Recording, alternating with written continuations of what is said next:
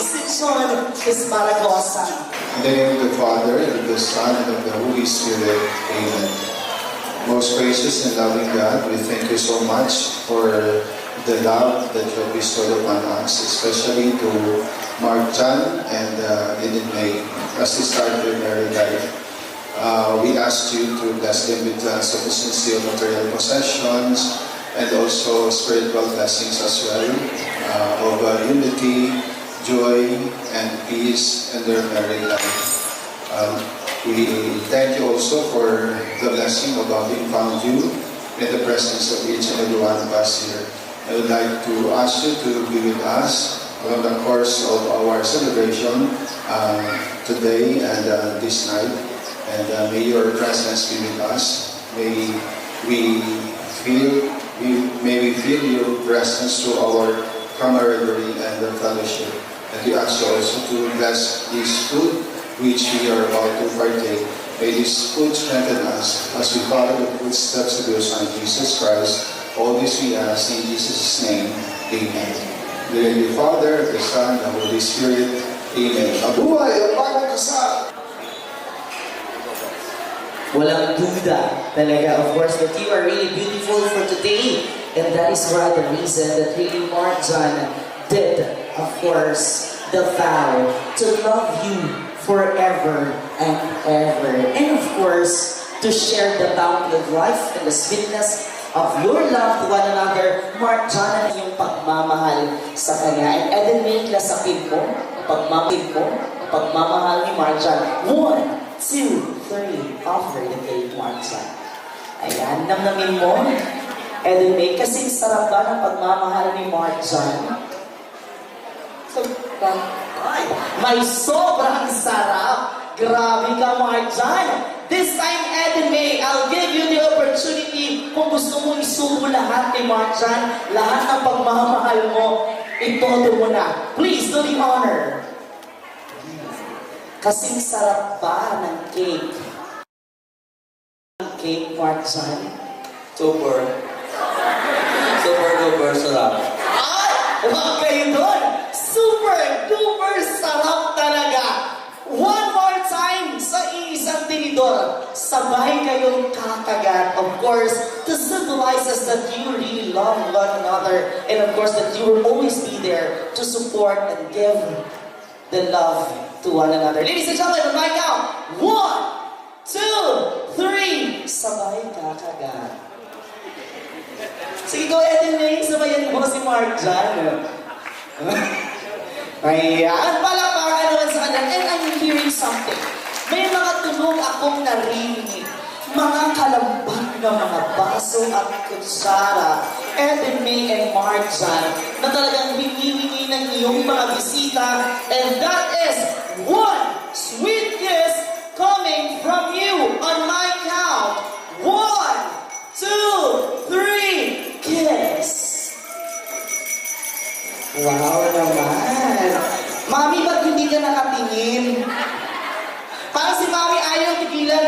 Talagang kinakalampat yung baso. Parang ayaw sabihin sa, parang nagpapagpapag kami. Sige, lawigan yung aduwa. Kidding aside, this time, it is in honor of our best man and our maid of honor as well to do the toasting of our wine for our couple. Martin and Eden May. Ladies and gentlemen, let us welcome our best man and maid of honor before nyo i-toast yung wine. Magbigay mo na kayo kahit konting message lang of love and advice to the couple. And later on, invite natin lahat ng mga bisita to raise their glasses and cheers for the success of the couple. Ladies and gentlemen, our best man and maid of honor. Message ko lang,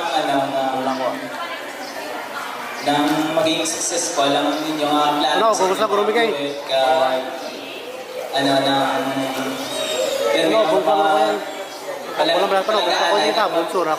ang panay. Pero ako na, congratulations yun. Nahanan, okay na, Mike? Masabay na garo para itong nata-cheers sila. May step na lang ako. 1, Uy, wag muna. Grabe ka naman. Jermel, pagsalitain mo naman si brides and maid of honor natin. Excited si Jermel, ladies and gentlemen. Siguro nagmamadali ka rin na ikaw nagsusunod kay Kuya na. But anyways, ladies and gentlemen, let's have the maid of honor, Miss April Joy Mondivar. Ng mayong gabi sa tanan as a representative kag maid of honor sa akon pakaisa ng una ko gid nga start ang akon nga speech sa Ephesians 5:25. Husbands, love your wives as Christ loved the church and He gave Himself up for her. JB, din as yung married life, kabay pa nga ang love and respect nyo sa boyfriend, ka girlfriend pa lang kamo, madala nyo as much as possible, doble pa rin. Based sa observation ng lihan, since wala ko pa man experience personally, ang married life hindi lang per smooth sailing, there will be challenges that we will be facing along the way. But always nyo lang paminsaron nga i-face nyo gitanan na challenges hand in hand. Para sa akon, ang pagpangabuhi bilang mag-asawa, same lang sa isa katanong na dapat tipigan, buntan, kaghalungan. Hasta nga mag-blossom ni. Dahil, GB, dapat give and take, get permit. Hindi pwede nga hatag ka lang nga hatag. Hindi man pwede nga baton ka lang nga baton. Balance gid ibutangin ang Ginoo sa tunga sa inyong marriage kay kung may Ginoo magapatunga sa inyo ma-feel nyo gid nga daw ka mag-andang sa inyo pagpangabuhi kani sa pag-i sa pinaka-importante nga butang is to respect and love in your laws since they will become your parents.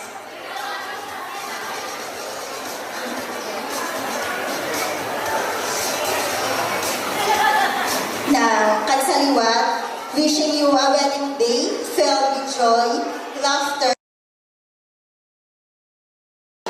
Congratulations and cheers to the happy couple. Thank you.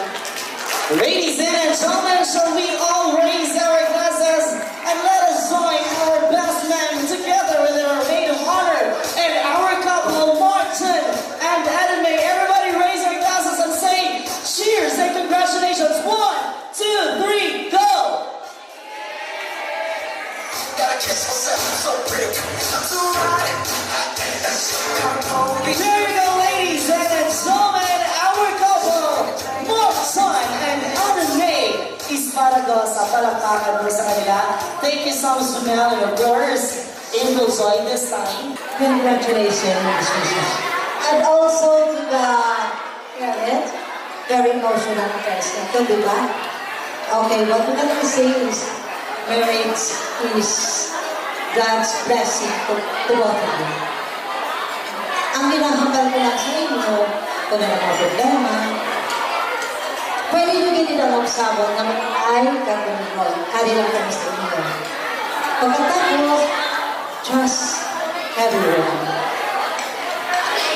Whatever kung anong natabo, ang laking kana, kag kami hatag, ikaduwang mabilikaran mo.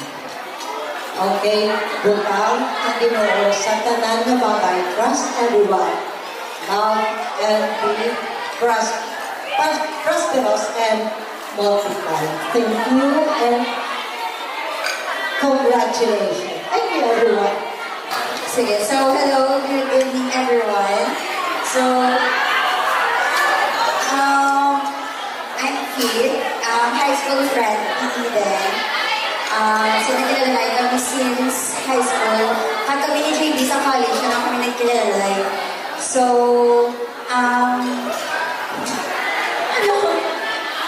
damo kami pina-experience na kami ng kabalo. Damo kami mga lagaw. Subukan na lang i-reveal. Kahit ako na kami. So, as a first thing na nilalagay ng JB is sa mga bukal. Rar. Charis. May swimming. Sige. So, is the next chapter sa inyong life. So, are na kami inyong mga high school, college, and college friends na mag-support sa inyo, mag-give love and advices. Pati na ko. Sige, so I'm happy na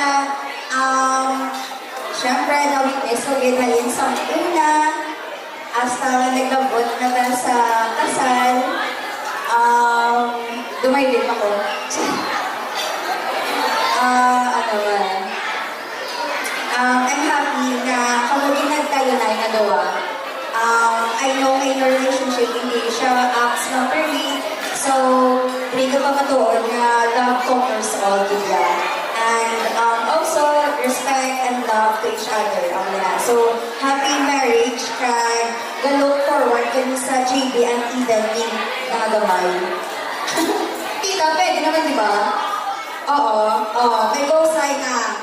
Correct. Sige, thank you.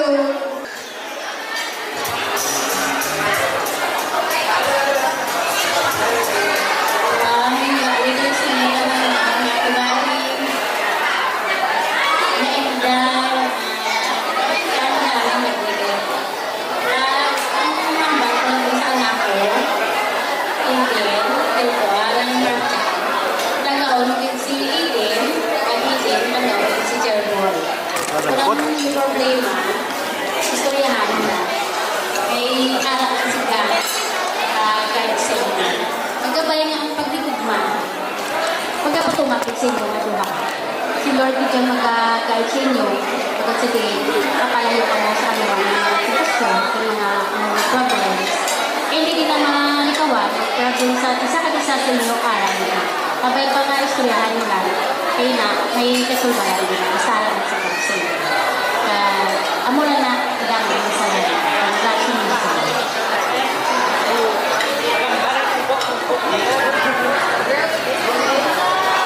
Ako na ng Balukay Jury Boy sa mga intasyon sa experience ba sa pinugma ng ng imong-imong blang na hindi ko mag-imong-imong ano ko dito yung experience na nga mo sa mga gaaway ang kasawa. Halimbawa, muna yun ang abot sa balay nga, biglaw. Kawat na experience na sa mo naman, ano ko naglagay, ibig nga halungan yung isipin niya, basta sakit-sakit ko nga sa tungkol nun sa amo na lang na putangaw. Na, inaambalagan sa hindaan. Kaya mo ginasalamat kita. Maing saya.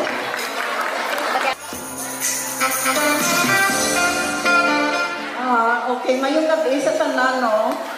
Nang nagapasalamat ito sa tanan nga nagtambong sa kasal ni Eden. Wala ko mag-expectar nga amo hindi siya kadamo. Damo kami pamilya, pero mas damo pag ang mga bisita na wala ko gina-expectar na matarto. Salamat din sa mga pakaisaan ko sa Bacolod na nag-effort din nga magkakto din sa tanan ng mga bisita, sa mga friends ni Eden, thank you nga all throughout din na nag-support pagit sa iyang din sa primero kag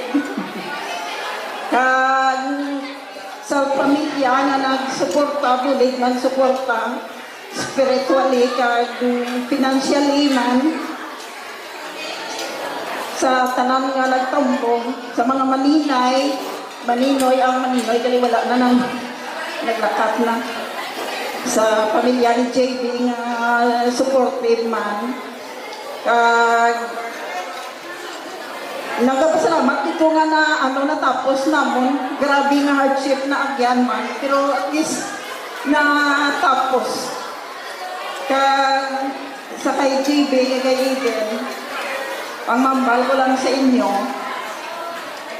na palangganay lang ka mo, palanggaan mo si Eden, kay kabalo ka naman, siya lang na isabay, kaya ang kanana mo nga papalanggaara sa iya.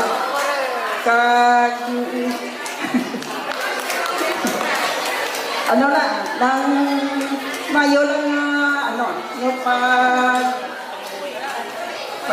samahay ko lang, intindihanay lang. Thank you, kamula na.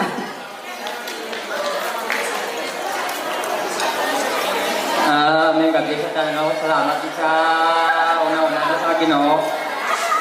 Thank you kita. Kaya naurot na ni Ma'am Misa sa kapon nga inugambal. Thank you kita. Salamat. Ang joke lang na may pasayod. Salamat din ng Eden, ng palanggawan mo si Jide. Jade, palanggawan man si Eden. Bisa kami, hindi na. Importante ka mo ang nagsopa ng inyo nga pa kung wala mo nang sinising ni tatay pag lagi na nga sa imon-imon ang naglabanan mo. Ba ang inyo nga pa-uwi sa pang-imon-imon. Kung hindi na idulaon na mga imon-imon kay tal ara naman sa ang inyo ang ako na panan sa inyo sa kadugayon ko lang bansa una nga pag mutian ay na natuman man tungod sa pag yun natin tanan ay matapos ang inyong mga kasyon. Iti sa inyo nga pag doon nakita ko man na doon, okay man lang nga. Doon wala man yung problema. Mula na ako mampalang lang. Salamat.